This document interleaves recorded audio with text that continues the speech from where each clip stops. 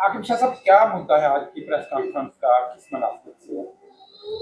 बिस्मिल्लाहिर्रहमानिर्रहीम। जैसा कि आप सब जानते हैं कि मैं इंडिपेंडेंट पीपल्स पार्टी के नाम से एक पार्टी हेड करता हूं और छोटी मोटी कारकर्दगी हमारी होती है अवामुन्नास के मामलात के हवाले से। अभी कुछ अरसा पहले जो लोकसभा इलेक्शंस हुए उसमें आप ये बात जानते हैं कि मियां अल्ताफ साहब की हिमायत में नेशनल कॉन्फ्रेंस के साथ हमने पार्टी को मर्ज करने का ऐलान किया था। लेकिन अभी ऑफ लेट जब हमने देखा कि नेशनल कॉन्फ्रेंस ने मैंडेट्स जब अनाउंस किए और इंतखाबी मुहिम जब हर जगह शुरू हुई तो हमने पाया कि बहुत नाइंसाफ़ी कुछ कैंडिडेट्स के साथ हुई।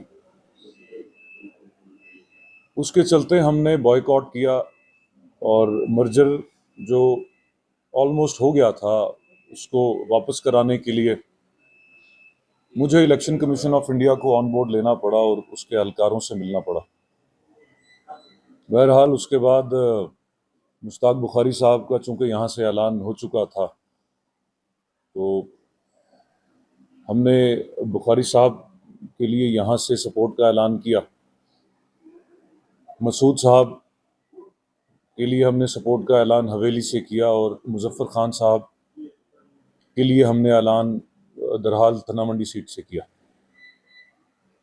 पिछले करीब 10 दिन से आप सब ये बात जानते हैं कि मैं बहुत एक्टिवली कैंपेन कर रहा हूँ बुखारी साहब के लिए और मैं जहाँ जहाँ भी गया हूँ मैंने पहाड़ों की चोटियों तक पहुँचने की कोशिश की है कैंपेन के हवाले से। मेरा बुखारी साहब की ज़ात पे कोई एहसान नहीं है, वो मेरे बड़े हैं, ये मेरा फ़र्ज़ है। ये कैंपेन और ये सपोर्ट डायरेक्टली बीजेपी को नहीं है, ये बुखारी साहब की कारकर्दगी को है और उनकी शख्सियत को है। और चूंकि एक पर्सनल एलिमेंट होता है, आपको पता है कि ज़ाती हवाले से मैं उनके खानवादे से हूँ तो मैंने उन्हें सपोर्ट दी और मैंने उनके लिए काम किया और मैं कर रहा हूँ। लेकिन पिछले कुछ दिनों से सोशल मीडिया के ज़रिए से हमारे पास बहुत सी चीज़ें आई हैं और बहुत सी इत्तलात हमें मौसूल हुई हैं ज़ाती तौर पे भी, कि जहाँ पे मैं ये देख रहा हूँ कि बहुत बड़े पैमाने पे अखलाकी गिरावट हमारे माशरे में इस कैंपेन के दौरान देखने को सामने आ रही। तो बहुत अफसोस है मुझे इस बात का। मैं बहुत दुखी हूँ ज़ाती तौर पे इस बात से कि आप कौमियत की डेफिनेशन को जब आप बज़ाते खुद डिफाइन कर रहे हैं तो उसमें आप 70% और 30% की बातें हो रही हैं। ये बड़े अफसोस की बात है आज 2024 में। कल मैं एक जगह एक मीटिंग थी और मैं वहाँ की मैं क्लिप देख रहा था सोशल मीडिया पे, तो वहाँ बरमला एक आदमी कहता है कि हमारी लड़ाई 30% से है।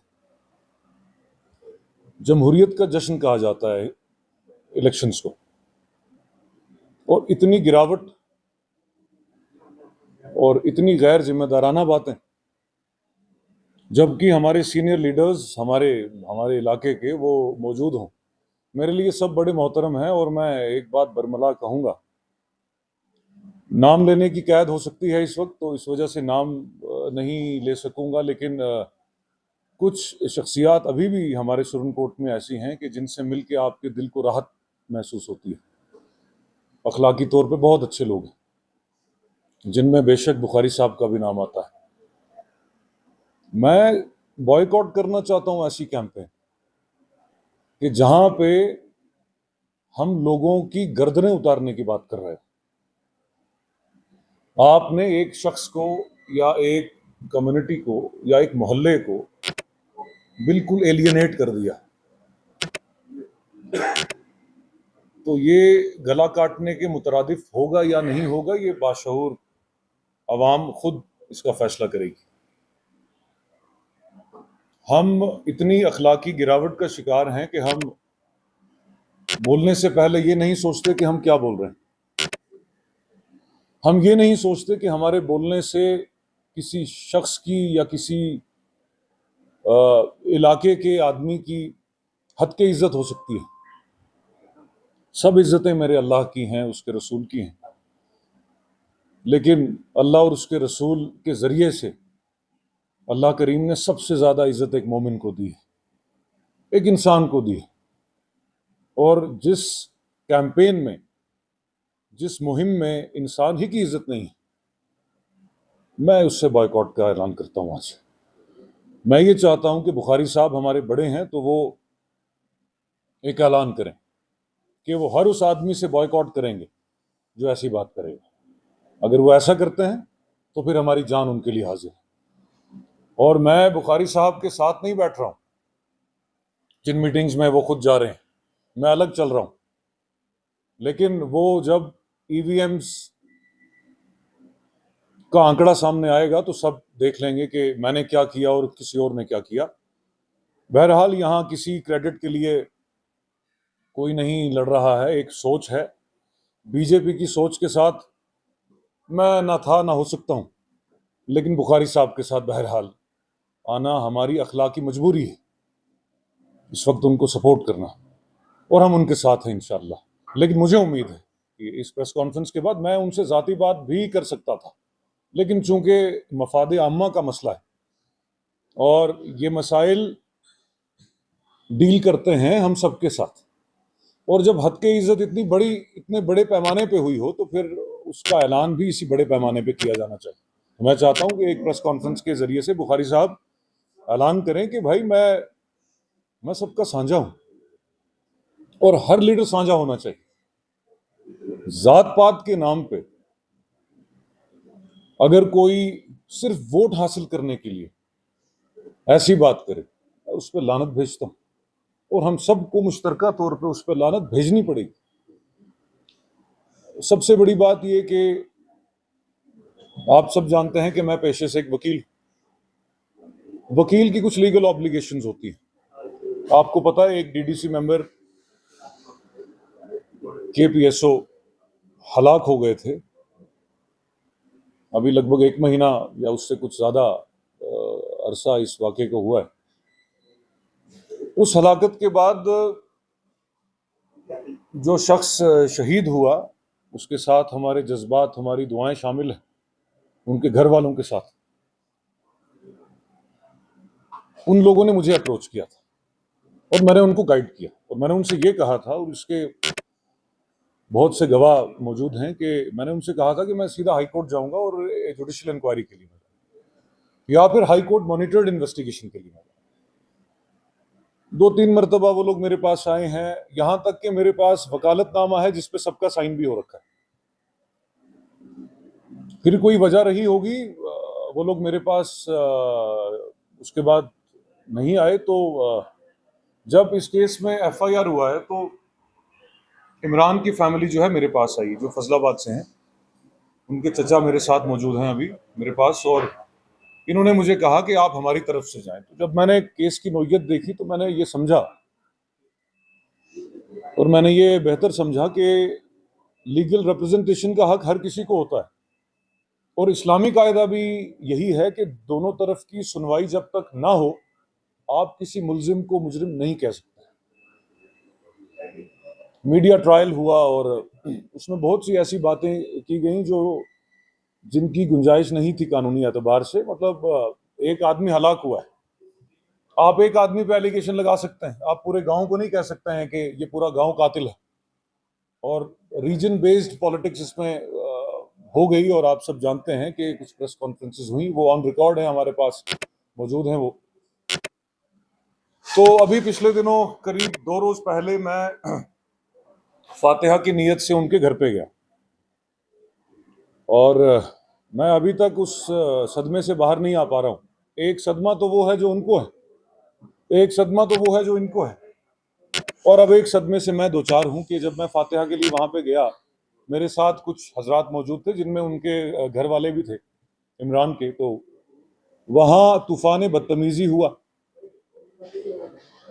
यहां तक कि स्टोन पेल्टिंग हो गई हम पे, और गाली गलौज और बहुत कुछ हुआ वहां। सीधा सीधा मारने की कोशिश की गई, जान से मारने की वहां पे कोशिश हुई, लेकिन फिर भी सरे तस्लीम खम करते हुए और अखलाक का मुजाहरा करते हुए मैं वहां से आ गया। उसके बाद चूंकि हमें, देखिए, मैं केस में वकील हूं तो हर चीज ऑन रिकॉर्ड आ रही है। इस केस में हर शख्स का रवैया भी ऑन रिकॉर्ड आ रहा है। हमारी कुछ लीगल ऑब्लिगेशंस थी, कुछ मजबूरियां थी, तो मैंने थाने में एक कंप्लेंट उस हवाले से मैंने की, और मुझे उम्मीद है कंसर्न एसपी साहब से खास तौर पे कि वो इस पे एक्शन लेंगे। देखिए, जब तक कोई मुलजिम है, आप उसको मुजरिम बना के अगर पेश करेंगे तो आप कानून को हाथ में लेंगे। मैं इनका भी हूं, मैं उनका भी हूं, मैं साझा हूं दोनों का। अगर मैं फातिहा के लिए उस दिन गया जिस दिन के अगले दिन 40वां जो कहते हैं, 40वां था उनका, तो मैं इसलिए गया कि मैं अभी तक नहीं जा सका हूं, तो मैं जाके, ये फर्ज है मेरे पे, तो इसको मैं अदा कर लूं। लेकिन वहां पे जब ये सब हुआ तो मुझे बड़ा दुख हुआ, तो मुझे ऐसा भी लगा कि कुछ लोगों ने शायद उन्हें भड़काया है। मैं उनसे आज ये कहना चाहता हूं कि जो लोग भड़का रहे हैं, ना वो आपके हैं ना वो इनके हैं। The law should take its own course, और कानून कानून है, उसने अपना काम जरूर करना है। जहां पे एडमिनिस्ट्रेटिव मशीनरी या इन्वेस्टिगेटिंग एजेंसी ढीली पड़ेगी, वहां पे हम लोग हैं उसको दबाने के लिए और समझाने के लिए कि भाई साहब ऐसे नहीं, ऐसे होता है।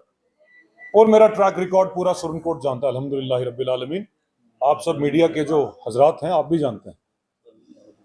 तो मुझे किसी के सर्टिफिकेट की कोई ज़रूरत नहीं है। मेरे साथ बहुत बड़ी साजिश हुई, इसमें जान से मारने की धमकियां भी हुई वहां पर, और जान से मारने की कोशिश भी हुई। ये वहां पे थे मेरे साथ, और 2-3 लोग थे। हमने जो कंप्लेंट की है उसमें 3 विटनेसेस वहां पे हमने दर्ज करवाए हैं। मैं मीडिया की वसादत से जिसने मेरे साथ बदतमीजी की उसे अखलाकी एतबार से माफ करता हूं, लेकिन मजीद ये चीज बर्दाश्त नहीं की जाएगी, किसी कीमत पे नहीं की जाएगी। मैं कोर्ट में ये चीज रिपोर्ट करूंगा इसके बाद अगर कुछ ऐसा होता है। बाकी जहां तक वोट की बात है, सपोर्ट की बात है, देखिए, हम सब आजाद हिंदुस्तान के शहरी, हम सब वोट देने के लिए आजाद हैं। अगर एक घर के 5 अफराद हैं और वो 5 के 5 अलग अलग कैंडिडेट्स को वोट करते हैं, ये उनका हक, कोई फोर्स नहीं कर सकता है उन्हें। तो पब्लिक मीटिंग्स में, रैलीज में खास तौर पे जो जिन अल्फाज का इंतखाब हो रहा है आज, बहुत अफसोस की बात है, बहुत अफसोस की बात है। अगर साहब कुछ क्वेश्चन मिलूंगा आपसे। सबसे पहली बात तो ये है कि इस वक्त पोलराइज करने की पूरी तरह से कोशिश की जा रही है, जो एक पूरे समाज के लिए नुकसानदायक है। क्या आप एजेंडे पे काम कर रहे हैं, या आपका मैनिफेस्टो वो बताने के बजाय आप गुजर और पहाड़ी कर रहे हैं? सही। क्या ये वाजिब है? क्या मैसेज देना चाहेंगे पब्लिक देखिए, को कि ये ऐसे अनासर से किस तरह से अवेयर रहना चाहिए? देखिए, ये इस्लाम की रूह से भी हराम है और जमहूरियत की रूह से भी हराम है। एक एमएलए जो है वो सबका साझा होता है। अगर एमएलए साझा होता है तो जिसने नॉमिनेशन फाइल किया, क्या वो साझा नहीं? ये निरी बकवासात हैं जो हो रही हैं, ये बकवासात हैं। हर पब्लिक मीटिंग में आप देखिए ना, ये खास तौर पे अभी 2-4 रोज से हम देख रहे हैं, जिसने माँ का दूध पिया है, जो अपने बाप की औलाद है, जो इसकी औलाद है, जो यानी लोगों की वल्दियत का सर्टिफिकेट आप लोग देंगे। एंटी सोशल एलिमेंट्स हैं, एंटी सोशल एलिमेंट्स हैं, और जमहूरियत के लिए खतरा है, और इन लोगों को बाज आ जाना चाहिए। और ये मॉडल कोड ऑफ कंडक्ट की ग्रेव वायलेशंस हैं। मैं पूछना चाहता हूं कि आरओ साहब कहाँ हैं? आरओ साहब कहाँ हैं इसमें? वो क्या कर रहे हैं इसमें? और क्योंकि देखिए, मेरा एक अपना लाइजन, मेरा एक अपने लेवल का भी लाइजन लोगों के साथ है। मेरे साथ अल्हम्दुलिल्लाह ऐसे लोग जुड़े हैं, और ऐसे लोग जुड़ते भी हैं कि जो साझे होते हैं। जात पात पे सियासत करना या जात पात पे बात करना, ये हराम का इर्तिकाब करने के मुतरादिफ मेरे नज़दीक है। और मैं ज़ाती तौर पे बात करूं कि मेरे पास आज जो भी इज़्ज़त है अल्लाह के फजलो करम से, वो मेरे वालिद साहब का सदका है। और मेरे वालिद साहब ने 2018 में कठुआ गैंग रेप और मर्डर केस जो था, आप सबको पता है, उसमें जो उनका हिस्सा था, उसके बाद मैंने ये पाया कि गुज्जर बकरवाल लोग जो हैं वो उन्हें मुर्शिद की हैसियत से देखते हैं। मैं बड़ा सोच समझ के आपसे ये बात कर रहा हूं, मुर्शिद की हैसियत से देखते हैं। तो मैं अपने वालिद का भरम कम होने दूं, ऐसा नहीं हो सकता है। मेरे लिए सब साझे हैं। आकिब साहब, आपने कहा कि अगर मुश्ताक बुखारी साहब इन जो ऐसी चीजें हो रही हैं रैलीज में, अगर उस पर कंसंट्रेट नहीं करेंगे या उसका कोई ठोस उस पर उन पर इकदाम नहीं लेंगे, तो क्या आप उनकी कंपेन से अलग हो जाएंगे? देखिए, मुश्ताक साहब रिश्ते में मेरे नाना हैं, लेकिन मेरे रिश्ते में कोई वालिद भी तो है मेरा। मेरा नाम भी तो सैयद आकिब हुसैन है। मेरी खुद की भी एक पहचान है। और मैं, आपको पता है कि मैं बहुत आज़ाद आदमी हूं। इस हवाले से मैं बहुत आज़ाद हूँ। चाहे वो फिर बॉयकॉट की बात हो और साथ रहने की बात हो, जहां गया वहां तेज धारी तलवार के तौर पे मैं गया। तो मुझे यकीन है, मुझे यकीन कामिल है इंशाअल्लाह, बुखारी साहब की शख्सियत को पूरा जम्मू कश्मीर जानता है। वो आज ही बॉयकॉट का ऐलान करेंगे। वो सबके साझे हैं इंशाअल्लाह, और वो अक्रॉस पार्टी लाइंस इंशाअल्लाह इस चीज़ का ऐलान करेंगे। मेरा नाम मोहम्मद नसीफ है, तो मैं मलिक बिलादरी से हूँ। तो मैं ज़्यादा बातें नहीं करूँगा। ये जो 2 दिन के पहले हमारे पास हम कंप्लेन पे चलते थे, आकिब साहब हमारे साथ थे, हम इनके साथ जुड़े हुए हैं इंशाअल्लाह ताला, पूरा परिवार इनके साथ हूँ। तो 2 दिन के पहले एक बात हुआ, तो हम जा रहे थे कहें तो ये आसफ जो हमारे शहीद हो गए हैं इनके घर पे, हमने कहा चलो हम जाते हैं, कल उनके पास चलिए भी। तो जाके हम वहाँ पर खाते मांगे हैं और दुआ मांगेंगे, तो फिर हम कहीं जाने वाले थे। उधर और लोग भी थे हमारे साथ, कुछ लोग आकिब साहब भी थे। इन्होंने कहा हम ही तो पीर हैं, हम तो सबके साझे हैं, ये है भी सबके साझे हैं।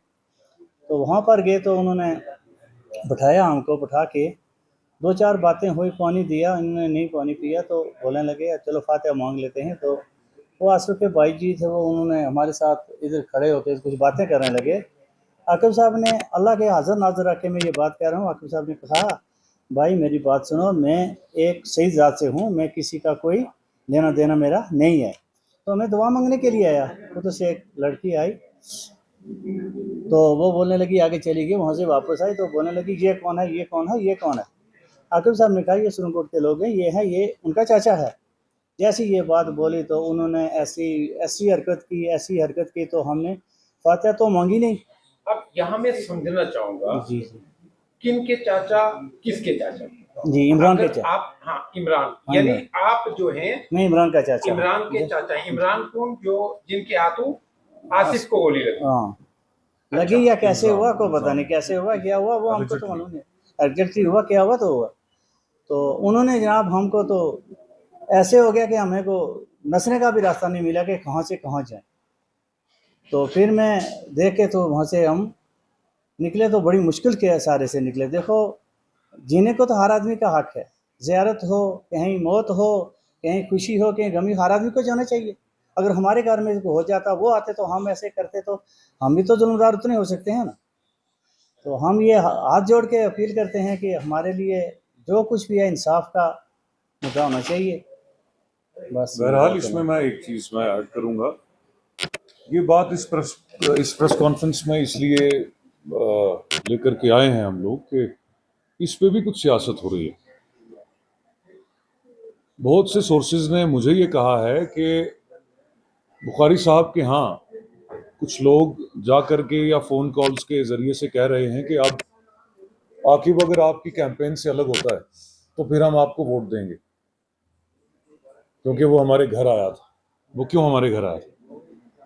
दूसरी बात, वो उनका कुछ ये भी इल्ज़ाम है कि आकिब हमारे घर कॉम्प्रोमाइज़ के लिए आया था।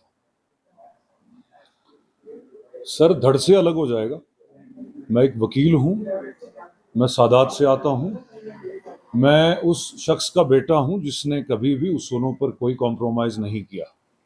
ठीक है, ये कानूनी मामला है, ये कानून के हवाले से हल होगा इंशाअल्लाह।